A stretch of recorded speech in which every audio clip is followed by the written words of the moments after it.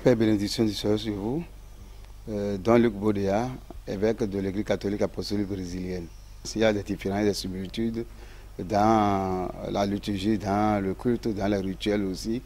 Mais l'Église catholique brésilienne est une église qui est créée par son excellence Don Carlos Duarte, archevêque romain de Rio.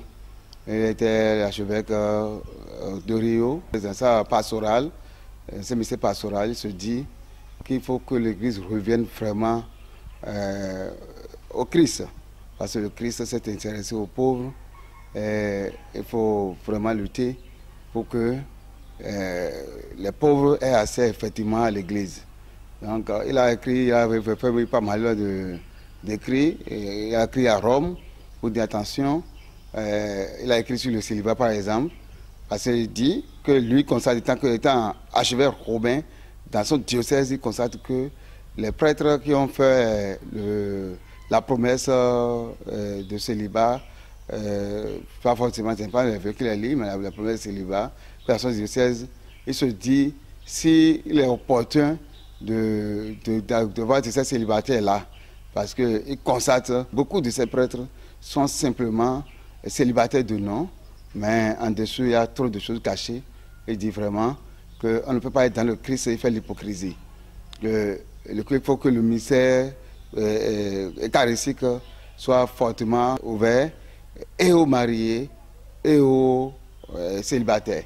Parce que le célibat est disciplinaire. Le Christ ne l'a pas institué et ce n'est pas lié au sacerdoce.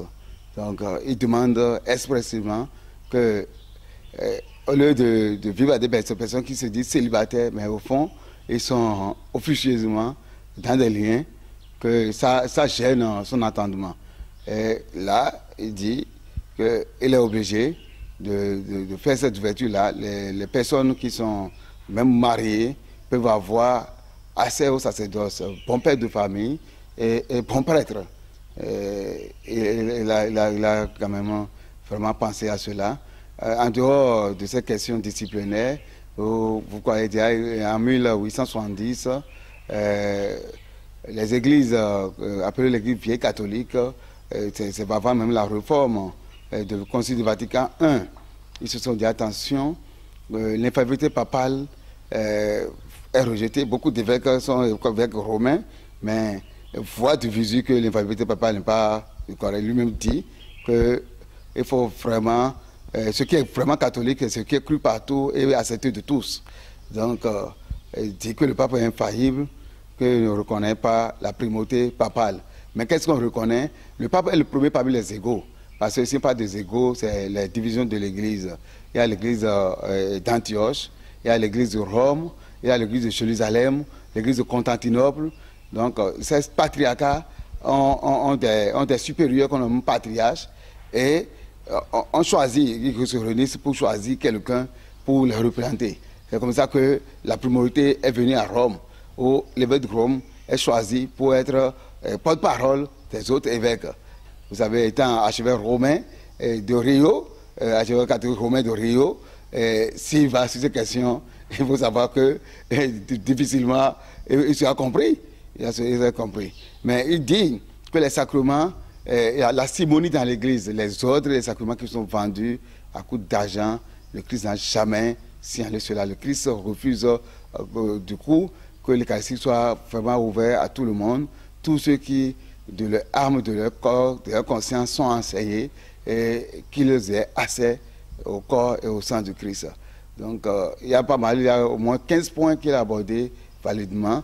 Mais je viens de parler des principaux qu'il a abordés. Donc du coup aussi, dans cette même période de passé, c'est en 1945, c'est la période de guerre, vous voyez, où les militaires, on demande aux évêques de faire des cartes religieuses pour eux, et la personne sera prêtre, il porte l'habit de prêtre, vous allez croire que c'est un prêtre alors qu'il a l'âme sur lui. Il dit vraiment qu'il ne peut pas côtoyer, le milicier est milicier, le prêtre est prêtre.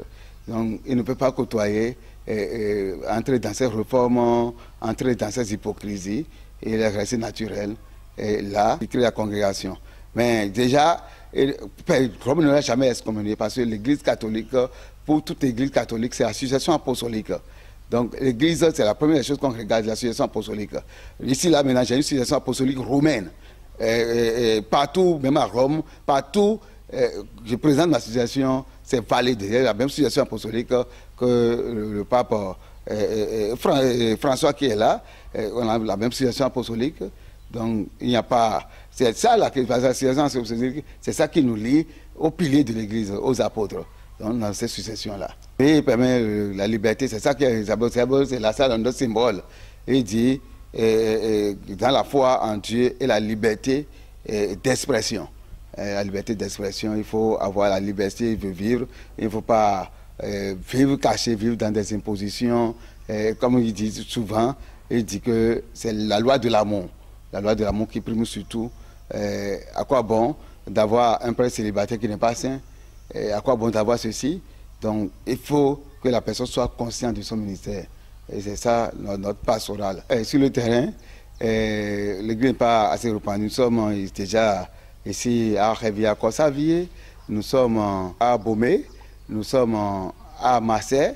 Donc, on est en train d'évoluer. Et avec les 10 ans de mission que nous avons eu sur ce terrain, là, quand même, on s'est vraiment fait parler de nous. Et ça, là, c'est clair.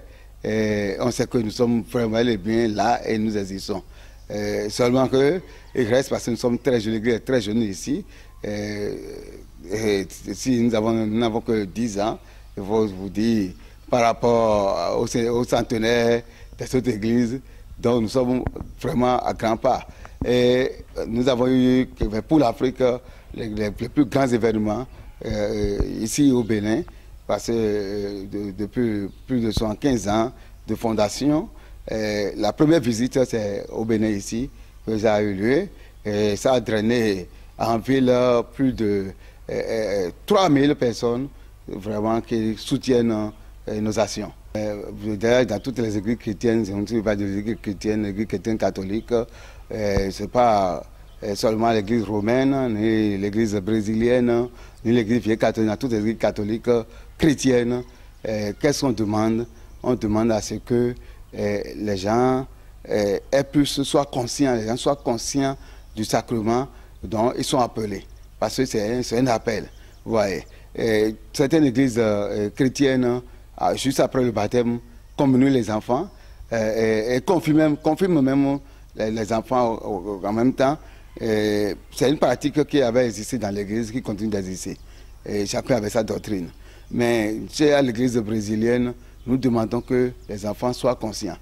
Ce n'est pas l'âge de maturité ou bien l'adolescence ou l'âge de vieillesse qui donne la maturité. La maturité, la personne est plus consciente et sait ce à quoi elle est appelée et comment participer à cela. Si déjà il fait la catéchèse et on sait que celui-là, il est capable. D'ailleurs, nous n'avons pas, dans l'église brésilienne, nous n'avons pas 2 ans de catéchèse, 3 ans de catéchèse. Non, la catéchèse se fait tout le temps. Tu peux prendre 10 ans pour aboutir. Il y a une masse de connaissances que tu dois avoir. Et tu peux prendre 10 ans pour le faire. Tu peux prendre 3 ans pour le faire. Tu peux prendre 7 ans pour le faire. Mais l'essentiel, si on te value, on doit pouvoir évaluer cette capacité que tu es mûri, tu peux être disciple, tu es apôtre. Parce que nous ne sommes pas, nous sommes des chrétiens convertis. Les enfants, il y a le baptême des enfants parce que déjà, un chrétien qui a un enfant, l'enfant est déjà systématiquement chrétien. Donc, il faut l'amener et le baptiser. Il y a le baptême des enfants. C'est par rapport aux autres sacrements de santé, mais pour le baptême, les enfants sont baptisés systématiquement.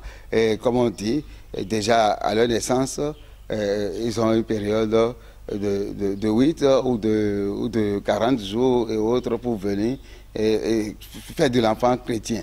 Et en ce moment-là, la responsabilité incombe aux parrains et marraines. Parce qu'on leur dit, ils ont l'obligation de suivre cet enfant pour que l'enfant-là ne soit pas ailleurs, plus tard, échapper à la foi chrétienne. Donc l'enfant doit pouvoir éduquer l'enfant dans la foi et dans la véritable foi chrétienne.